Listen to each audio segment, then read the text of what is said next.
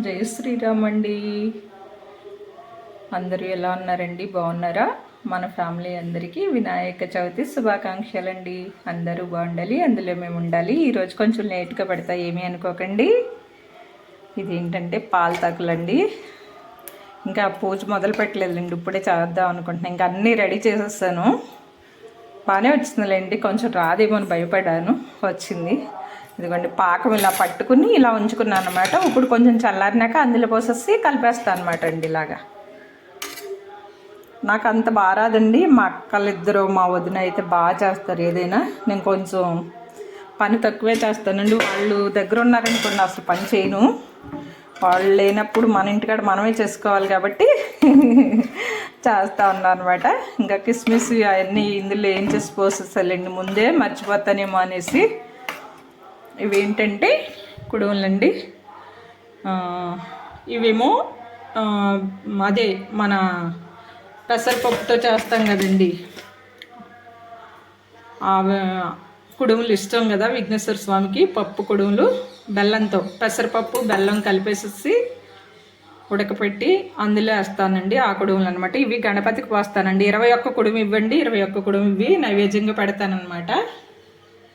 ఇదిగోండి బెల్లం కలిపి అదే పెసరపప్పు ఉడకబెట్టి ఉంచుకున్నాను అనమాట. బెల్లం కూరేనండి. కొంచెం వేస్తానండి, ఎక్కువ వేయట్లేదు. ఎందుకంటే కొంచెం స్వీటు మా ఆయనగారు ఎక్కువ తినకూడదనేసి కొంచెం కలుపుతున్నానండి. ఇలా కలిపేసుకుని విఘ్నేశ్వర స్వామికి బెల్లం ఇవి అంటే బాగా ఇష్టం అంటండి. పెసరపప్పు బెల్లం ఉడకబెట్టిన పేరు మర్చిపోయాను, ఏమనుకోకండి. ఇవి చాలా ఇష్టం అంట మన విఘ్నేశ్వర స్వామికి. ఇవి తప్పకుండా చేస్తానండి, కొంచెం అయినా చేస్తా. గ్యాస్ పొయ్యి అలా పడితే అలా ఉంది, ఏమనుకోకండి అండి. మా మమ్మీని ఏమనుకోకండి అండి, మా మమ్మీ ఒక్కతే కదా, కొంచెం లేట్గా చేస్తుంది కదా, అందుకని ఏమనుకోకండి. కొంచెం చలివిడి వడపప్పు చేస్తే కొంచెం పానకండి ఇవన్నీ మార్చాలన్నమాట గ్లాసుల్లో కాటిలోకి. ఇదిగోండి పాలతాకులు అయితే బాగుందని అనుకుంటున్నాను నేను. మీరు చెప్పాలండి ఎలా ఉందో.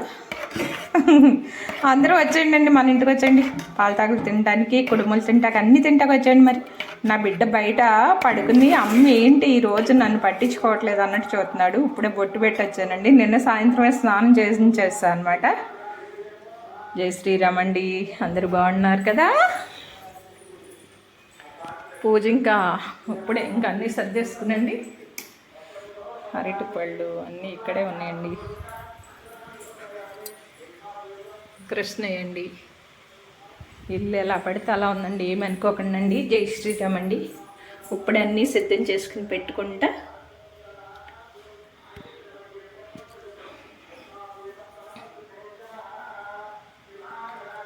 పాల వెల్లుల్లా కట్టేసామండి. ఎక్కువ కట్టలేదు, బొలువు ఎక్కువైతే మళ్ళీ జారి పడిపోద్దేమో అని. ఆయన అప్పుడు కడ్డీ బిగించండి అండి పాల వెల్లు కట్టుకోవడానికంటే కట్టేస్తానని చెప్పారండి. కట్టకుండా మానేస్తారనమాట. ఇప్పుడు మేము చాలా ఇబ్బంది పడుతున్నాం పాల వెల్లు గురించి. జై శ్రీరామ్ అండి. కట్టుకోవడానికి ఇబ్బంది అనమాట, అంతే. ఇవి లైట్లు కూడా వేస్తే ఉన్న ఉద్యమం అన్న భయంతో నేను వేయట్లేదండి, భయం వేస్తుంది. ఏంటిది? జై శ్రీరామ్ అండి. శ్రీరామ్ అండి. జై జై శ్రీరామ్ అండి. ఈరోజు అమ్మ లేట్గా వీడియోస్ పెడుతుంది, ఏమనుకోకండి. ఎందుకంటే అమ్మ ఒక్కతే పని చేసుకోవాలి కదా, అందుకని నాకు నిన్న సాయంత్రమే స్నానం కూడా చేంజ్ చేసిందండి. మీకు ఒక విషయం తెలుసా, నిన్న స్నానాలు చేసి ఈరోజు బొట్లు పెట్టుకోవాలండి, అంతే. నేను అలానే పెట్టుకుంటున్నా, మరి ఏం చేస్తుంది. మా మమ్మీకి ఒక్కదానికే పని అవుతుంది, అందుకే. ఏమనుకోకనే మా మమ్మీ అలా చేస్తుందని. అందరికీ వినాయక చవితి శుభాకాంక్షలు అండి.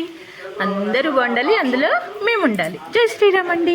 ఆనికి మాట్లాడతామని మీతో అందరితోనూ. జై శ్రీరామ్ అండి. మా పూజ అయితే ఇలా కంప్లీట్ అయిందండి. అందరూ పూజ అయిపోయి ఉంటుందిలేండి. ఈరోజు నాదే చాలా లేట్ అనమాట. పప్పు ఉంటాళ్ళండి, నాకు పేరు రావట్లేదు. నవ్వు బాగుంటాయండి ఇవి, నాకు ఇష్టం. గడపే తండ్రికి కూడా ఇష్టం అండి, బాగా ఇష్టం అంట. పాల తాలికలు అనమాట, కుడుములండి.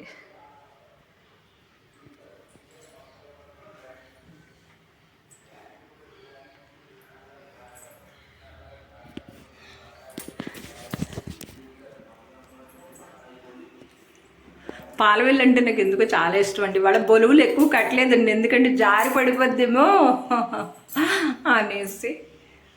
అందరూ ఎలా ఉన్నారండి, బాగున్నారా? అందరికీ వినాయక చవితి శుభాకాంక్షలు. అందరూ బాగుండాలి, అందులో మేము ఉండాలి. జై శ్రీరామ్ అండి.